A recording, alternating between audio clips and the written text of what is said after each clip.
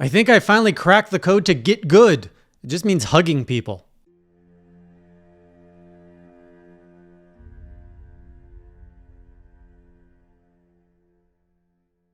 Welcome back, Classy Crew, to another Dark Souls journal when we are getting close to the end, I think. This past week was one of my most productive Dark Souls streams ever. I killed 5 bosses, and considering we had 10 left last time, that's half the bosses off the roster.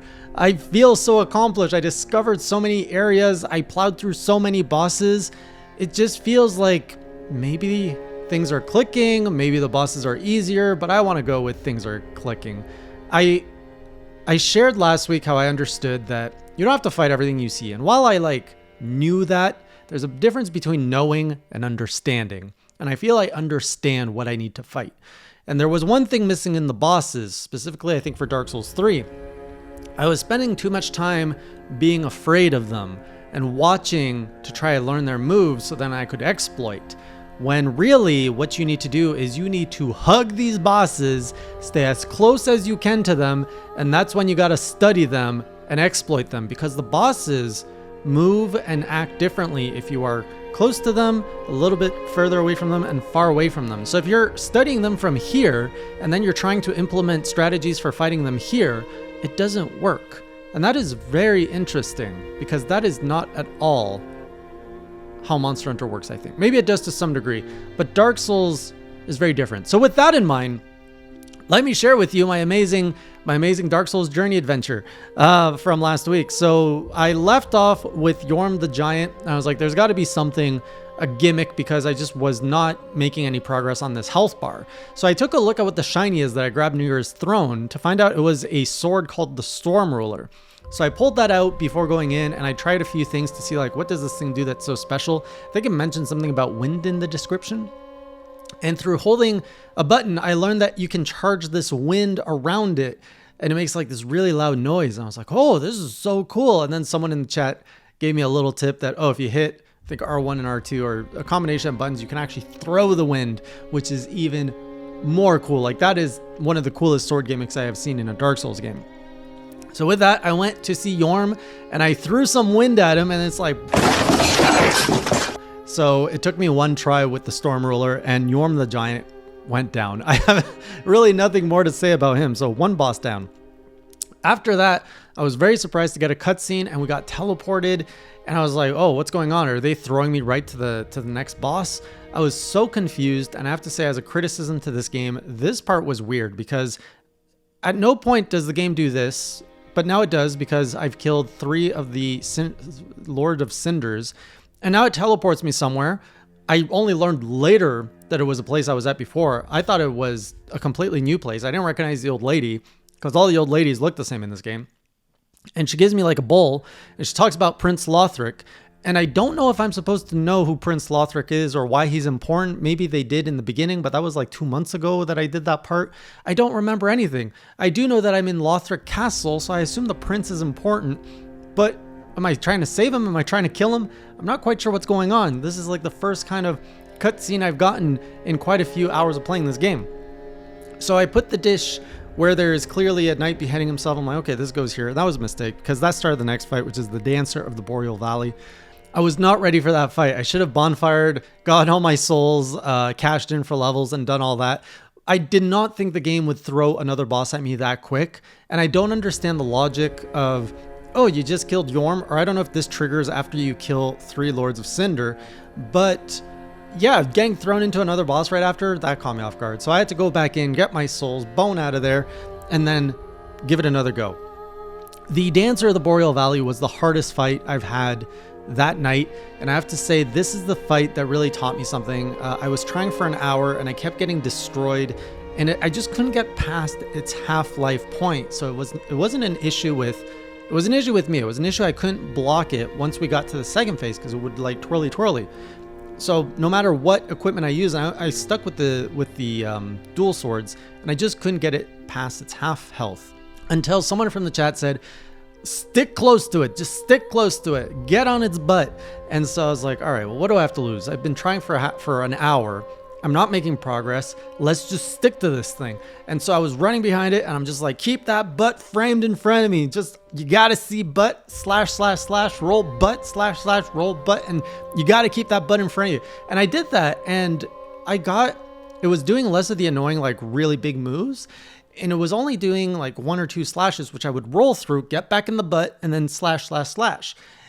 And I think it was on that attempt, my first attempt at sticking close to it, I actually killed it. And so I was like, all right, well, this is a strategy I used on the Sullivan. So maybe that's the gimmick I gotta learn in this game, is just stick close and hack away. So with that, we went into Lothric Castle. I explored the whole castle. This was kind of a nice change of pace because now I had been on a boss for an hour. So to be able to explore like a medieval derelict castle with a bunch of mobs was perfect. Like it was a good balance at this point. And then I made it to a point where there's 2 dragons. And I was like, all right, there's got to be a gimmick. How do we get through the 2 dragons that are putting everything on fire? So the first thing I try is the most simple thing anybody would try, is you try to run through the bridge to see, okay, how are they going to kill me? First, I need to understand, like clearly the game is going to kill me by going on the bridge, but I need to understand how it's going to kill me. So I run and I'm like, maybe I can reach the gate. The gate I reached, but everything was on fire. And surprisingly, the dragons didn't kill me directly. It's the fire from the dragons that killed me with a slow death, which was unexpected because I was expecting to die a lot faster. So after that, I started looking around and I noticed, oh, when I'm on the bridge, I can see that there's like paths on the bottom and shinies. The shinies always guide you. So I got down there, fought some mobs, found my way around until you finally can actually kill like this parasite that's on the dragon's like claw or something that puts the dragon down. Love that gimmick. I love being able to take down like those dragons just by killing the parasite. Really love that. Loved exploring the castle, finding the mobs, looking for shinies. It just felt like a very comfortable difficulty. Now at this point, I knew that I was heading towards, so I opened the gate. I got the dragons, opened the gate, made it up, saw a white wall. So I'm like, all right, it's boss time. Let's make sure we're all good. And the chat was telling me about this sharpened stone, which can really make my sword shine. So before going into that white wall, I went back, found a gem that like sharpens or something. So we sharpened the swords. We got as many Titanite chunks. Oh, I was picking up a bunch of Titanite chunks. So I was able to level up my swords. I think we're at level 8 now, 8 or 9, and they're sharpened. So I've got some pretty good swords now. And I went into this fight, which is the Dragon Slayer armor. And this is the kind of fight I like. It's like big, chunky knight who just like you mess with him and he just destroys you. So I got into him once, got into half health, died, and I was like, you know what? Let's go try something else, because I knew that there was still the old Demon King waiting for me. I think that's where I went. But for sake of storytelling, we're gonna stick to the Dragon Slayer armor. I went back the second time. I got him on 2 tries, and it's thanks to, once again, sticking close to him that helped me. So I learned that he had these big swings, the big bash, and it was all about being patient and dodge, dodge, smack. Dodge, dodge, smack. And it's just keeping that rhythm. And then sometimes if you screw up a little bit, you gotta back up, heal, get back in, dodge, dodge, smack. And it was such a nice, comfortable dance, and I will use the word dance with this thing because it felt nice. It felt comfortable. He was threatening, he hit hard, and I was just dodging my way, slashing a little bit, backing off, and it just came together nice, and he died. And it was great. And then after that, I went to the Grand Archives, but I did not explore the Grand Archives because I wanted to see a little bit of the optional stuff, because people were telling me in the chat, now is the time to go kill all your optional bosses. So I'm guessing I'm close to the end of the game by being at the Grand Archives. So zoom back to the demon area, and I went back to the old Demon King who gave me trouble a few weeks ago. I mean, I was so much more buff this time. I actually went in and I killed him on the first go because I was just doing so much more damage. I was so much smarter in how to play. I knew about his attack moves, his AoE, and I said last time I was getting comfortable with his moveset. I just needed to deal more damage to get it done faster. That's what happened this time. So I cleared that up and I explored the ruins a little bit. There was a lot of nasty stuff down there. There was things throwing fire at me. There were rats. I fell in a hole again with basilisks, and thank God this game is more forgiving. Not like Dark Souls 1 where you are screwed and you have to go find 6,000 souls to buy some moss to get rid of your basilisk curse. So explored, tried to find a flask thing. I don't think I ended up finding it. I did, however, find the Night Slayer Tsorig, who I guess is a callback to another character in Dark Souls 1, the Iron Knight. So he killed me, but then I went back and killed him too. Overall, it went down pretty cozy. That place was not comfortable to explore. I will say that. I did not like it. There was a lot of mobs with a lot of range stuff, and it was just nasty in there. And then there's lava and there's poison. It was gross. I did find the big like mechanism that shoots the arrows before the old Demon King. So I deactivated that, so now we have peace in the Demon Land, which is great. After that, from Lothric Castle, there was another path I could take instead of going up. So I went that way, which took me to the Consumed King's Garden. And this place too was another one of those. I fell into it, I panicked, and I tried to run out of it because there was a big knight chasing me. I was like, oh, elevator. So I ran to the elevator. I'm like, now I'm safe as I go down the elevator. And then boom, the knight falls right next to me. I was like, please don't join me. Please don't join me. Oh no, he joined me. So I just like start hacking at him. And then the elevator, no, I jumped off the elevator, but it was low enough I didn't die. And then I landed in poison. I'm in a poison swamp again. And I'm just rolling and running and things are coming at me. And I'm just trying to get like, where am I? Where's the safe place? And what's attacking me? Somehow I survived. Managed to heal up, continued through this place. It's a nasty place. I didn't want to explore this place. If the land is poison, I don't want to touch it. I don't want to explore it.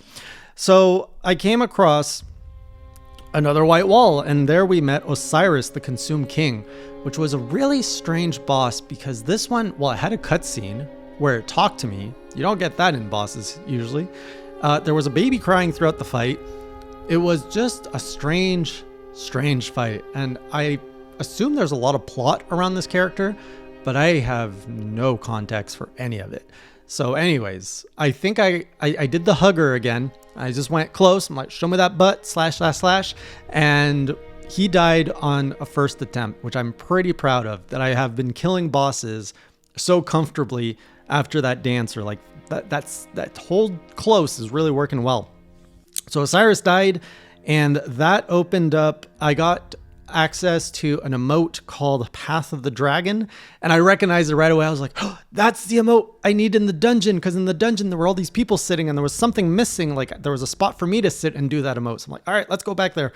So I went and I teleported to the wrong place in the dungeon, ended up falling in another creepy place. There were poison things. There were lots of like spidery things holding me. There were hairy hands grabbing me. It was so unpleasant, not a nice experience. So I went back to the bonfire because I got completely lost in that area, teleported to the entrance of the dungeon, and then made my way back to that place. Path of the Dragon, which teleported me to the most beautiful place I have seen in Dark Souls because there is a blue sky above me. And this is called the Arkdragon Peak. So this is, I made it to the gates of Arkdragon Peak, and I have left that for the next stream to explore. So I have Arkdragon Peak to explore. I've got the Grand Archives to explore, and I have 5 bosses left to do, 3 of which are optional from what I understand. Now, if the bosses keep on being as comfortable as they have been in the last stream, I will definitely do the DLC. If the next 5 bosses are horrendous to fight and just like scar me, I will move on to another game. But we'll see. I'm still on the fence of like, oh, I could take more of this, but I'm also like, can I take more of this? Either way, I think the last stream was probably the most fun I've had with Dark Souls 3 so far, which is great considering how far I am into the game. And it's also probably have to do with, yeah, my own playstyle, my weapons, just I think everything clicking into place. So lots of progress. Really looking forward to seeing how far I get on the next stream. Maybe I'll beat it and complete the pledge. I think that's a long shot, but a guy can hope, right? So I'll see you on the next stream, and until next time, keep it classy.